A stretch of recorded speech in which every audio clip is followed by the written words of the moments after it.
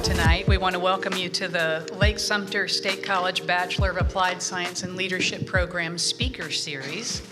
We're so grateful that you chose to join us. Your support of the college and the program is deeply appreciated. I'm Dr. Nancy Cummings, Program Director for the Bachelor of Applied Science and Leadership. Our program educates and prepares people to successfully lead organizations and teams. It focuses on empowering students to reach their fullest potential as leaders.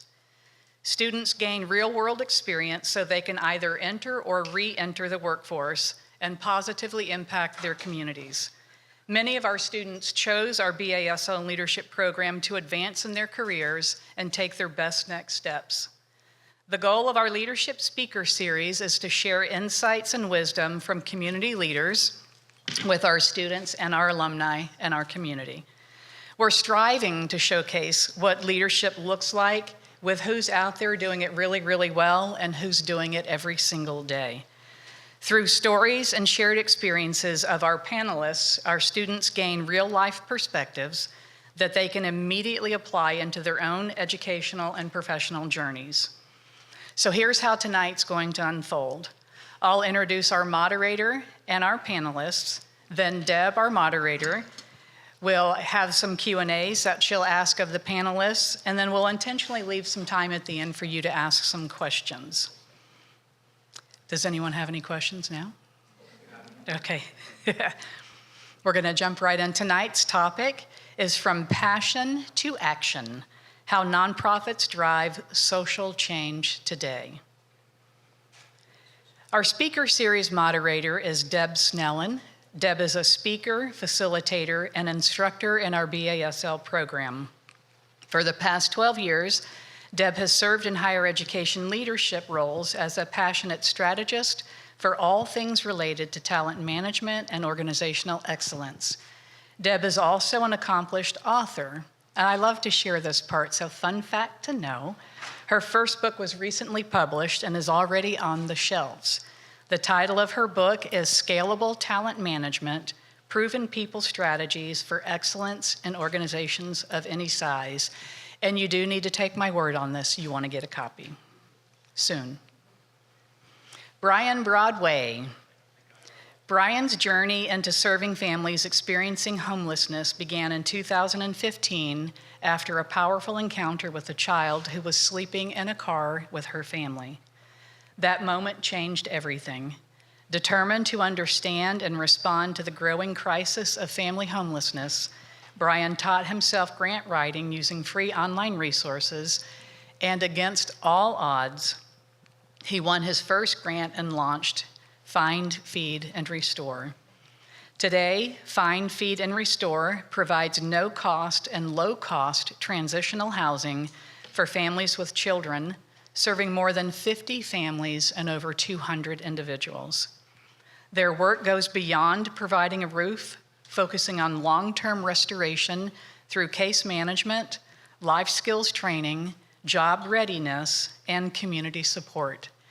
The organization is also expanding with a tiny home community and a new campus dedicated to housing domestic violence survivors, both opening in 2026, which is this year. Brian lives in Florida with his wife, Allison, and their two daughters, Grace and Hannah. His passion is helping families move from crisis to stability and from homelessness to hope. Tandy Hammond is a native of Lake County, Florida, and the founding director of South Lake Cares, a nonprofit that has served the community for over 20 years. South Lake Cares exists to support neighbors in crisis by meeting physical, emotional, and spiritual needs through compassionate, consistent care. Services include weekly assistance for children, families, and seniors, ranging from food support to mental health counseling, group therapy, disaster relief, and case management. The goal: to walk with individuals through their hardest seasons and help them move toward wellness and hope. Tandy is also a partner in ministry alongside her husband of 30 years, a local church planter. Tandy has been honored with several awards, including the Lake County League of Cities Humanitarian of the Year and South Lake County's Gem of the Hills. She is a graduate of Leadership Lake County and serves on the board of directors for the Boys and Girls Clubs of Central Florida. Tandy is personally passionate about strengthening families, lifting children out of poverty, and reshaping how faith-based organizations serve their communities. Her mission remains simple: connect neighbors who have something to give with those who have a need. Robin Maynard Harris. Robin grew up between the communities of Lakeland and Groveland, Florida, where she learned the values of resilience, compassion, and service at an early age. She served her community as a paramedic and later as a major case crime scene investigator, spending most of her career responding to crisis, supporting families, and seeking truth during some of life's most difficult moments.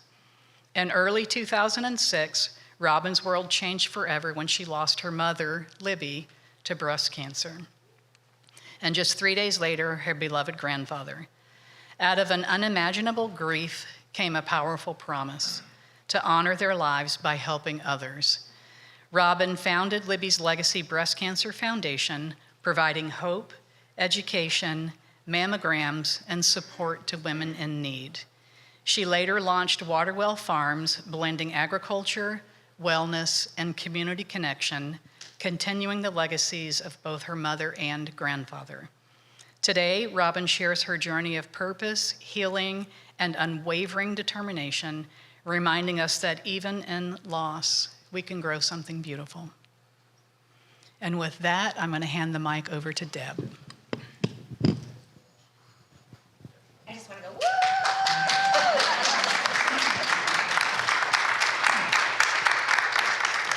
Absolutely. Thank you for being here tonight. Thank you for sharing your stories, your insights with our students and the other members of the community who are in attendance. And it means a lot to us that you've taken the time to come, so thank you. And I look forward to your gold medal answers tonight. The time is right for that, right? All right, so we're going to start out. We have a set of questions. I think that you may have a little bit of an insight into what some of those questions are. But then we also may have some questions from the audience as well. I know some of my students have submitted some questions, so we'll see what we have time for. And I'm not going to be real structured about this, so we're not going to go 1, 2, 3. It's going to be jump in if you've got some thoughts about the question. So our first question is, take us back to the beginning. What experience or moment sparked the idea or passion for the work that you did today? And I know that came out in some of your introductions. But now, what other comments would you have about what sparked the work that you do today? Tandy, okay, go ahead. Jump in. I was at our church one day, and someone called, and they needed some food. And the secretary, she said, "Look, listen, nobody's here. Will you take this family a turkey?" And I said, "Well, sure." And I go to the house, and the turkey is in an orange bag, which is significant. These 2 little preschoolers answer the door, and they start jumping up and down because they think that I have brought them a bag of carrots. And there's a whole lesson for children right there. But I walk in the house, and the house is like an empty shell. And this house literally was blocks from our church. And I'm just going to add to that, 70 years ago, my father and his mother and brother were abandoned in the woods of Georgia, and she took their hands and she walked them to town and got a job. That's my grandmother, that's my father. My grandmother is on the Women's Hall of Fame up at the county courthouse for food ministry. So growing up with that, and then the merging of seeing these 2 little preschoolers hungry down the street, right here in Claremont, in our zip code, there was no containing me. I had to do something. Mm-hmm. Thank you. Awesome. Brian. Yeah, I think the greatest motivation comes from moments. So when you remember moments that you encountered something or saw something and it moved who you are to the point that you wanted to respond. And the reason I say the greatest motivation comes from moments is because I can't take that moment away. It happened. I lived through it. I saw a homeless child in the backseat of a car reading a book whose parents washed them up in the racetrack gas station before taking them to school. I saw a child that thought the backseat of a car was home. So because I lived that moment, I saw it and I watched it and I talked to the family and it broke my heart to see it. Every time I need motivation, I just remember the moments. So I think greatest motivation comes from the moments, and every person here is up on the stage has gone through a moment that actually kind of motivates them for that work, and those memories help us when days get long.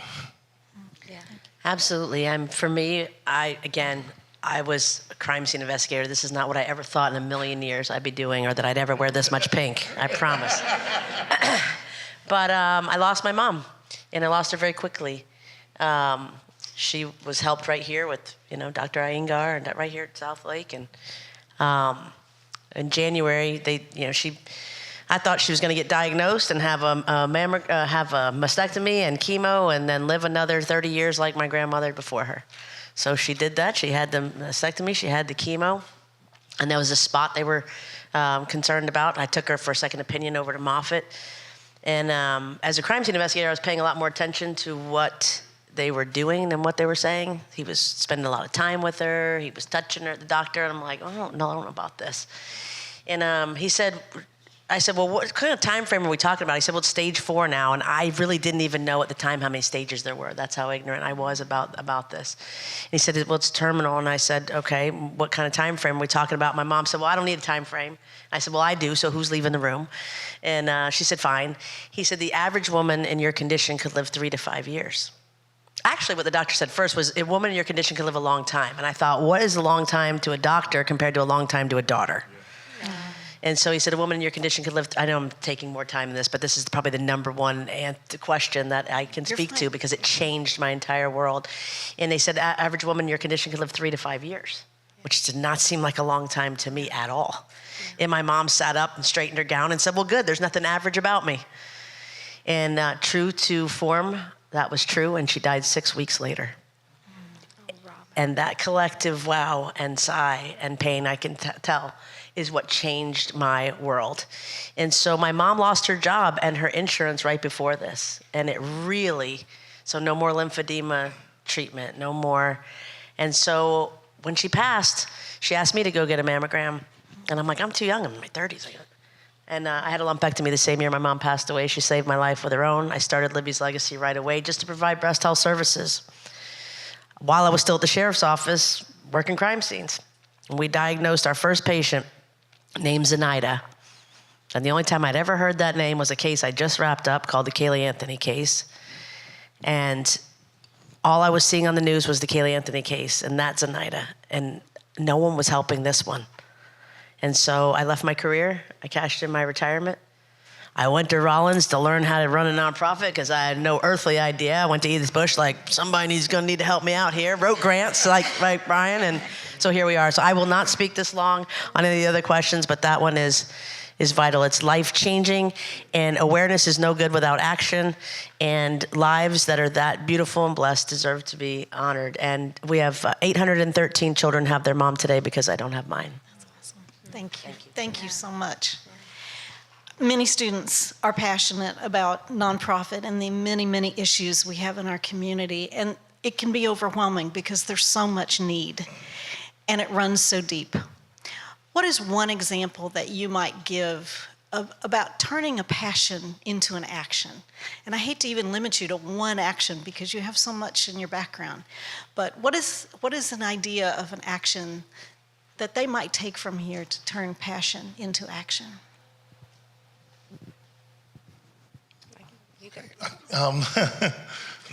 I should have read the questions thoroughly. So I think one of the great things with that is, number one, passions are different for people, right? So you're establishing what that passion is.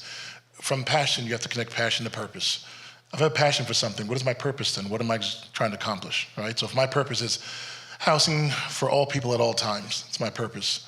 From purpose, I have to create priorities. Who am I housing? What's the priorities? Who are you trying to help? How are you functioning? How are you helping? And from there, it's collaboration. Who are you speaking to see what resources are there? Are you duplicating something? Or is it something you can create? Can you partner with someone else and do it? Or do you do it by yourself? So I think there's pathways for that. But passions have to be combined with knowledge. You have to take your passion and you have to learn about it. So I learned grant writing through YouTube. I was met that homeless child, and because I met her, and because I saw that grant writers cost like $1,000 to write a grant, and I didn't have $1,000. So my wife called it Bryan University. So I would work full time at Hilton. I'd come home at 6. I coached my daughter's sports teams. Then 11 o'clock at night, I'd make a pot of coffee, and then from 11 to 1, I watched every video on YouTube on how to write grants. I have 54 videos that I lined up, and I just watched them. Then I started writing myself, and I realized it wasn't as difficult as I thought, but education is important to combine with your passion. Yeah, and I'm going to say something too. I think, Robin, I didn't mean to interrupt you. I think you do what's in front of you too, and what you can do, and you let it grow. And like in our case, we found one school that would let us help kids, and we started helping 15 kids.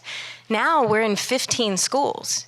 But that didn't happen overnight. And that happened because we woke up every day and did what we were passionate about. You just end up in this place that you're like, whoa, I didn't know this was going to happen. But it's because of that tenacity of that every day, giving your life over to the passion that you just can't live otherwise. It's just part of you. Yeah, I agree with what both Brian and Tandy said, and I think the action is, sometimes if you look at the whole big need, it's too big. It's like, how do you eat the elephant one bite at a time? So you have to look at the action in front of, what can I do right now? Mm-hmm. And it even globally, if we look at all the challenges, it's too much, it's overwhelming. Mm-hmm. But what can we do in our neighborhood? Mm-hmm. What we can do in our community? And I think that action, like we started out with free mammograms. Well, we're now seed to survivorship. So it's mammograms until you diagnose somebody. I mean, it's mammograms until they need an MRI, and then they need a biopsy, and then they need, they're diagnosed, and now they need advocacy and patient navigation. So you also, I think, part of that passion and the action is to adapt and to study. I think what Brian says, like, if you don't know, please don't be the smartest person in the room. You don't want to be in a room if you're the smartest person in the room. You need to be in a room with folks that you can learn from as well. All great advice. Let's talk about budgets. Most nonprofits operate on limited budgets. How do you prioritize when you have maybe limited budgets, and how do you know where to focus your time and your energy and your money and perhaps your volunteers, your staff? I think for us, because we do so much, we focus on the breast health services first, because before you can help in survivorship with some of our other programs, even with healthy access to access to healthy food and all those, is you got to get the underserved their service first. So I think we do prioritize with breast health services when we're grant writing, but there is such a huge need also to prevention. And okay, now you're diagnosed and you're afraid it's coming back. So now you can't afford to eat microgreens, or you can't afford to eat organic food, and so all of it is a priority. I just think you have to focus and maybe even have different folks working on different services that you do. So for us, we prioritize the breast health service, because if someone has a lump, that's the number one need. But then we have also other services, the patient advocacy, the navigation, the food, even teaching in schools. We can start cancer prevention really young if we all work together on some of that, even with food. So I think it's just prioritizing, like, okay, this is our budget this year. We know where a grant has run out, or we've got to apply for something else. And you just have to, again, it comes down to adapting. Well, and I do think too, I mean, one thing that's nice is we're friends and we know each other. We know what each other does within the community. I would say the same thing. I'd probably say it a little bit different way. I think we have to balance our compassion with our wisdom.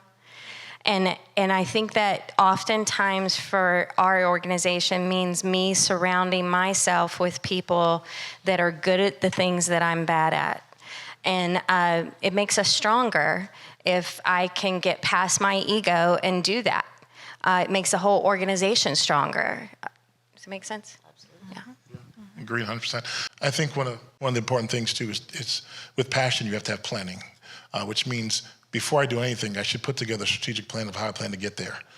You don't leave the house before you have directions. So I always look at that as saying, if you're going to do something, that's great. Let's put together a plan.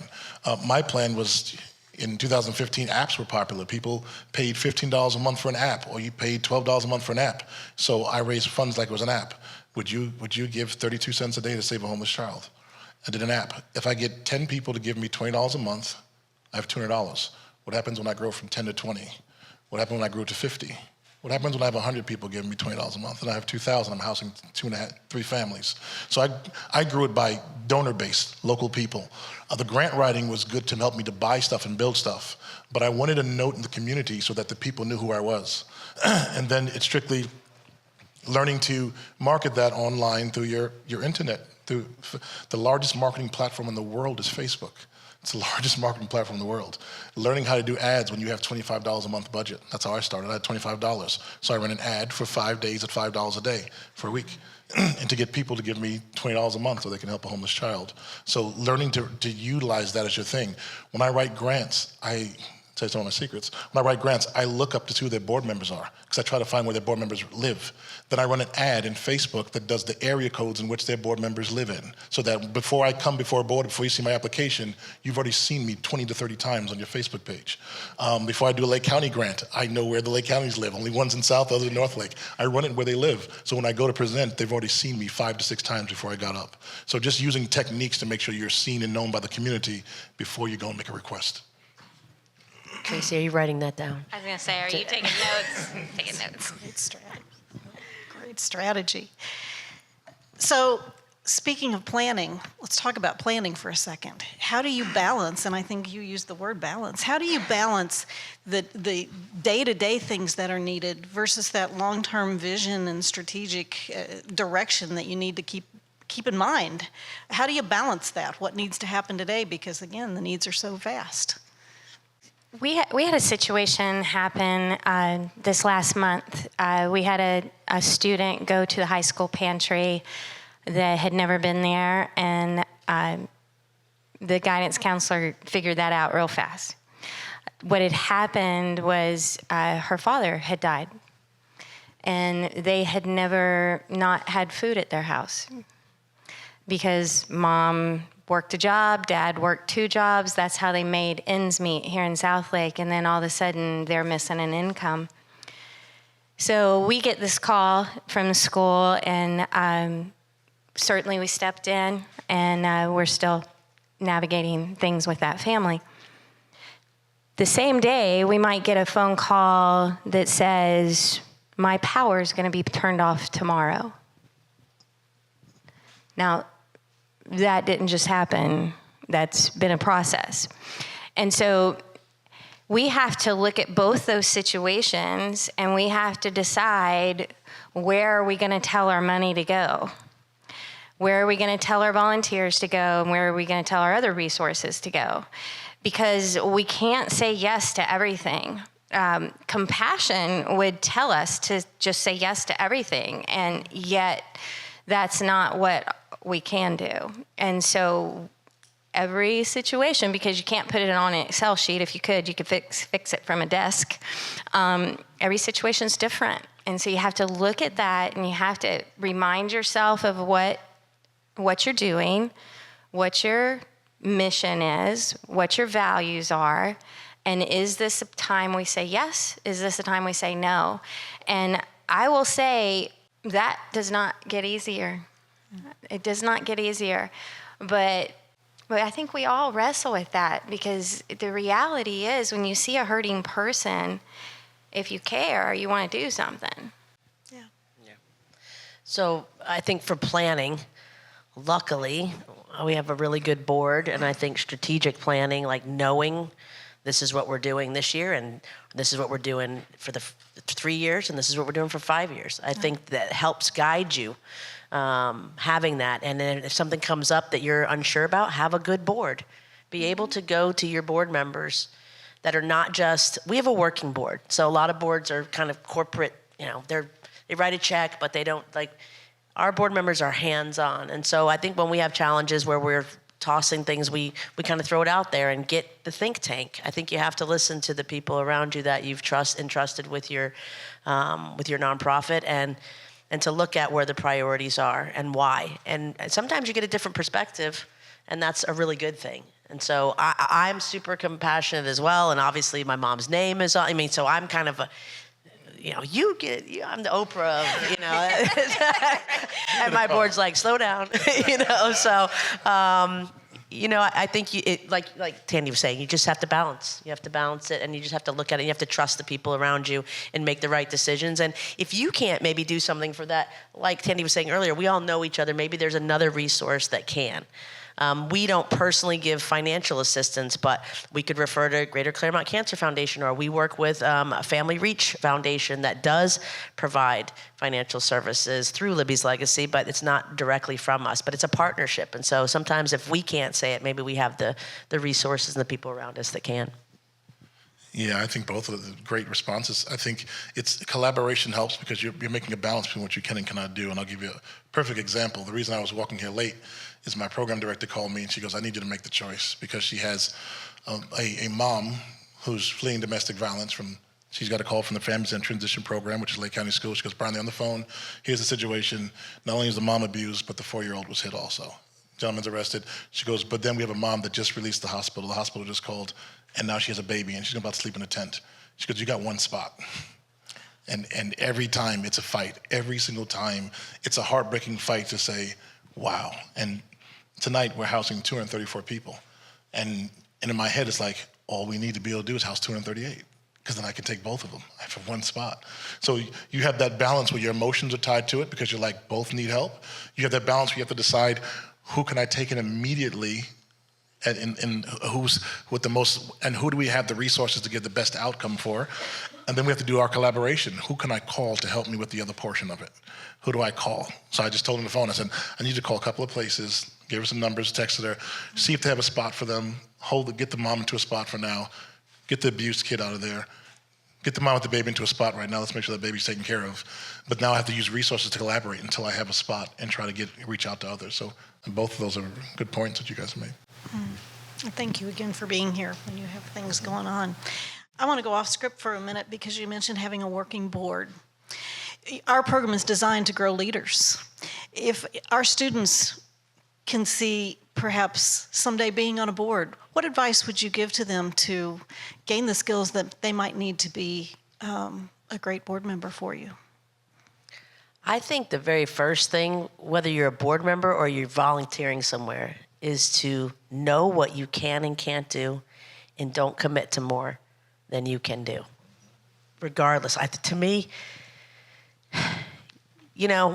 as nonprofits, we've probably all seen it too. Somebody comes to volunteer, they need to absolve something they did. I mean, there's lots of reasons. Sometimes it's not that, and then you spend 2 weeks training them, and then they feel better after 10 days, and then they're gone. Well, that's not good for the nonprofit because you spent more time training them than they were there. So again, you'll also hear this a lot in boards or in other volunteer situations that 20% of the people do 80% of the work. So just be somebody who can say what you mean and mean what you say. Like, if you commit to something, commit to it. Go do it. Let your word be valid. And I think sometimes, we have board members that don't have financial means at all, but they are workhorses. And then we have board members that can stroke a check, but they're also workhorses. That's how they got there. So think about, when you think of success, what does that look like to you? Maybe it looks like success in enterprise. Maybe it has to do with wealth, but measure success too with, what are you giving back? And set yourself up that you're able to give back to your community, because that's the biggest change in the world, in my opinion, is a small group of people doing really good, meaningful things. Yeah, thank you. I think it's important too with the board.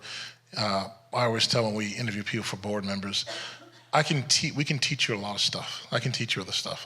We can teach you how to view our program aspects. We can teach you how to keep our KPIs, our key performance indicators, to tell if a program's working. I can teach you how to write grants. I'm teaching some of that. I can teach you that. I can't teach you passion. If you don't have a passion for what we do, I can't teach you that. So I look for someone with passion. I could train you in everything else. Are you passionate about what we do, and are you willing to do what you commit to? I think what you said was important. You do what you commit to. Yeah, and have the ability to say no. Yeah. I mean, it's flattering when someone asks you to step up to a volunteer position that's a lead position. It doesn't mean you're supposed to say yes. There's a great thing if you're a person who knows when you ought to say no. It's okay. You're not going to hurt our feelings if you said no. We'd rather you say no than say yes and not show up. Yeah. And I think one of the things, just to add, that we learned Form committees. And if you're interested in being on a board, get on a committee first. You're going to see if you like the organization, and the organization's going to see your work ethic, and you're going to see if you're a fit without that huge commitment. So maybe think about volunteering and joining a committee. And then you can also use those different committees in what you've done if your goal is to be on a board for a nonprofit that fits more of your passion. Mm-hmm. You also learn great skills from serving on committees as well as boards. Can you share a situation or a moment when something didn't work? And you're a leader, so what did you do about it? I can tell you what didn't work for us. We tried to do what Brian does one time, and that did not go well. We weren't ready. We did not have the staffing for it. And we got through it. And he coached us, he gave us that was wonderful, by the way. He was wonderful about giving us resources and all that. It just wasn't us. And we had to admit, okay, we're going to finish with this. We're going to finish well. And then we're going to figure out what we're supposed to be doing. And it turns out that therapy and support groups and mental health was absolutely our lane. And we have excelled in that. And, you have to figure that out when you're not good at something. And you have to be willing to admit it, too. Mm-hmm. Yeah. Mm-hmm. Thank you. Yeah, I think for us, when we first started diagnosing people, and then we'd been around for several years, some of those former patients would come back and they'd be like, I want to advocate like you did. I want to go with patients to treatments. Because we go to doctor's appointments. We take the notes. Oh, boy. That is not so we have rules now. You have to be out of treatment for 3 years before you can advocate for someone. You think you're ready and you think you want to, and that's not always the case. Comparing your story to somebody else's is not what that person needs at the time. Or, gosh, when I had chemo, your side effects are not someone else's side effects. So I think we had to learn that. We thought, great, we've got all these advocates now and so I think we just had to pivot, and then we send people now through patient navigation courses, and you learn about, boundaries and what you can and, should and shouldn't say, and kind of how to just be there and listen and take the notes. So I think that was a pretty big thing I had to learn in the first 5 years or so. That's awesome. I think, so I can tell you, I made enough mistakes so I can tell you personal mistakes. My biggest mistake was whenever I put passion before wisdom. I bought a property that was zoned for something in the future that I could utilize. There was already a camp. I bought a property for that. And I had a passion for it because I was like, we can house so many people and help so many lives in one moment. And wisdom should have paused me and said, what will you have to go to the neighbors? What will you have to go through to the community? What will you have to go through to get this property to where it needs to be without taking the tax, the hits? And I put passion before wisdom. And I noticed anytime I put passion before wisdom, I make a mistake. So now I've learned, and then after that, the process of it is having the integrity to make it right? After you put passion before wisdom, well, I bought this. Well, I didn't just give grantors their money back. I reached out to people who gave me money and offered their money back also. And someone said, just put it towards something else. But if you gave me a penny towards it, I'm going to give it back to you and let you know that I didn't succeed at this. But I have another plan, and I'm going to keep pushing. I got something new, and we got something better than what we had. But it's knowing when you made a mistake, being able to acknowledge it, when you put passion before wisdom, and then going back to people and making it right by saying, I made a mistake. This is on me. I want to return what I took, and I've got another plan. Accountability. Accountability. For students that want to be in the nonprofit world, what skills, competencies, or mindsets would you suggest that they have? What could we be focusing on in our program that would help students succeed in the nonprofit world? Budgets. That's key. Budgeting, getting the right staff, being really clear about what you want to do. If they're talking about forming a nonprofit, it can't be, we've all learned, as big as we sometimes think we want it. Sometimes staying in your lane is the right thing. And it took 10 years before we went from Libby's Legacy into Waterwell Farms. Actually longer than that. We started with the Pink Ribbon Garden Project in 2017. I mean, that's 10 years before we were even looking at, and that's because we kept diagnosing younger and younger people, and we lost a 32-year-old. And I'm like, well, we're already doing this, this, and this, and it was food. It was access. We realized that all the people we were serving didn't have access to healthy food. So there's a pivot there. But again, you don't want to start off thinking you can do everything, because you can't. So I think narrowing that down. I took classes at Edith Bush Foundation when I first started, because I was like, I mean, death investigation to, writing a grant was not my wheelhouse, nor was I at a computer a lot, nor am I tech savvy, nor did I know about Excel spreadsheets or budgets. So those are things you have to learn. So just be willing to be open and surround yourself with the people that are capable and that know more. I would say that know more than you do. Okay, thank you. Yeah, I would say, I think for students, I think having those opportunities to learn from a nonprofit, which means whether the school has volunteer days and say, but intentional volunteer days, I don't need you to rake grass. We're gonna do a grant. Do you want to sit down and learn how to do a budget, how we look at budgets for the year? Do you want to look at how we set up a program and how you modulate the program to figure out what success rates look like and what you'd have to utilize? I think having actual training, I think volunteer days are nice, we all love them, but if you're a student, I think connecting with a nonprofit to say, oh, I need to learn how to do budgeting. I want to learn how to, can I come alongside on a particular day when you're doing something so I can learn that?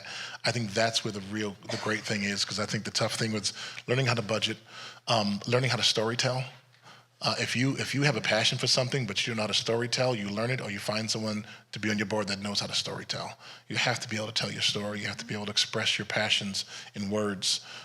So I think actual training, going alongside a nonprofit or having nonprofits come on campus and help out in the class to say, I'm going to show you how we're going to create an actual budget for an actual organization that we're going to submit, and letting them see the actual experience. I will say, and maybe this hasn't happened to y'all, but one of the things you should not do is to call a nonprofit and say, hey, I need to get 22 hours of volunteer work in the next 10 days, and so I'm here to help.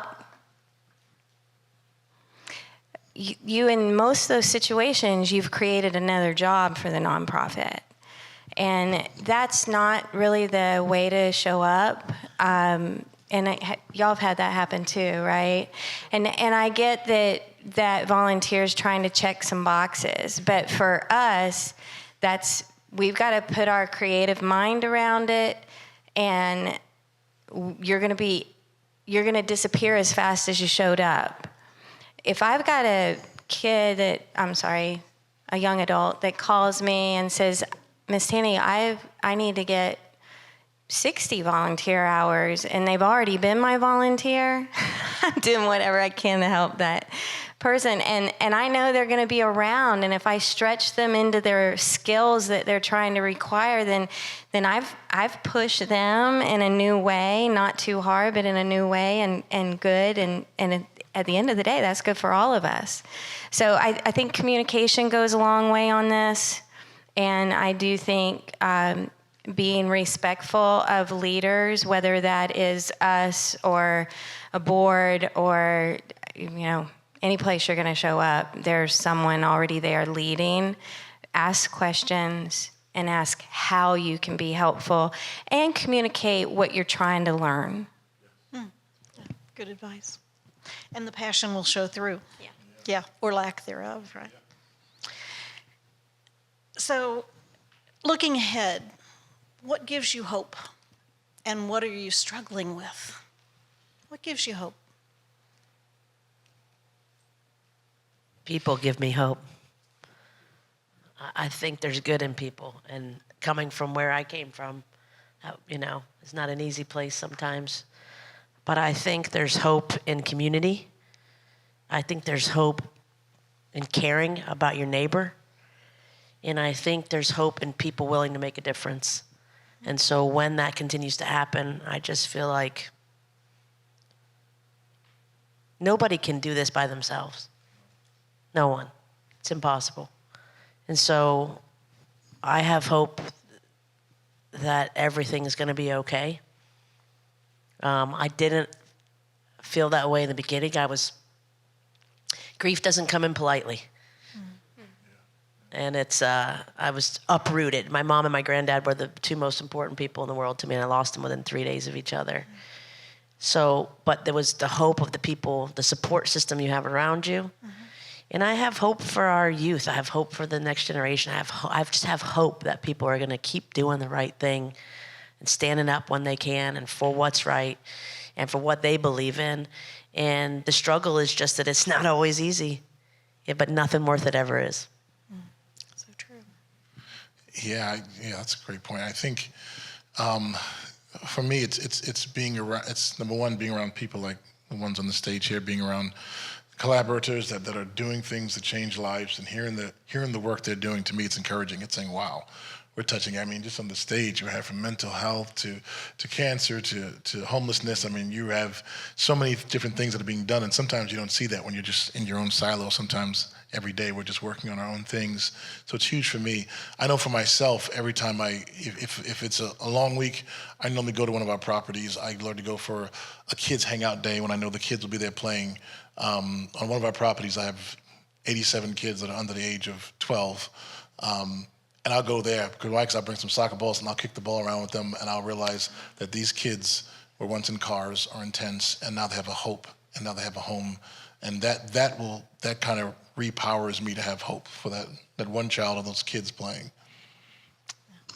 And they have your vision. So I totally agree with both of you. You have beautiful answers. Quite honestly, mine was not so beautiful when I thought about this question. I see a lot of people these days who are more interested in making a point than making a difference. And that bothers me. I think caring about something and being passionate about something is very different. We can care about a lot of things, but if we're passionate about something, we don't see the peripheral. When it gets hard, we don't quit. When people tell us we shouldn't do it, Robin told me a story about that. That doesn't stop us, does it, Robin? Because It pushes us hard. it pushes you. You know, I think one of my very favorite stories is so simple. Our kid, I picked him up from school one day. He was in 4th grade. He says, Mom, we got to go to Office Depot and get some highlighters. I said, school just started. You had highlighters. Where are your highlighters? He said, well, I gave them to Tyra today because she didn't have any, and I also think she's hungry. And I said, well, why do you think she's hungry? And he said, well, she put half her lunch in her desk to put in her backpack to take home, and she's done that twice now. See, I think, you know, a couple of years ago, I mean, Brian, correct me if I'm wrong, but we had a homeless guy under the overpass. I think he was the most well-fed homeless guy I've ever known. I got more phone calls about him than I think I ever have. But how many of us don't see our waitress today that's working 2 or 3 jobs? Or our neighbor whose husband left her and she's working 2 jobs, raising 3 kids. We know how much it costs to live here, and yet we do nothing. The reality is, if we will look and we will see our neighbor genuinely, y'all would put me out of a job tomorrow. And it could happen. And we're saying here that all of us have hope that that could happen. So do something. Don't just talk about it. Don't just make a point. Do something. Make a difference, not a point. I'm not saying don't feed the homeless guy. It's too late. It's too Okay. late. You can't pull that back. You can't pull that back. He's well fed. You already said it. It's too late. He was under the overpass for a long time. He was under the overpass. And I think there was a hurricane coming. I lost track of him. We could go for another hour. Days and days. Let me just, before I turn the microphone over, thank you all so much for your insight and your comments to all our questions. It was outstanding. Thank you. Thanks for having us.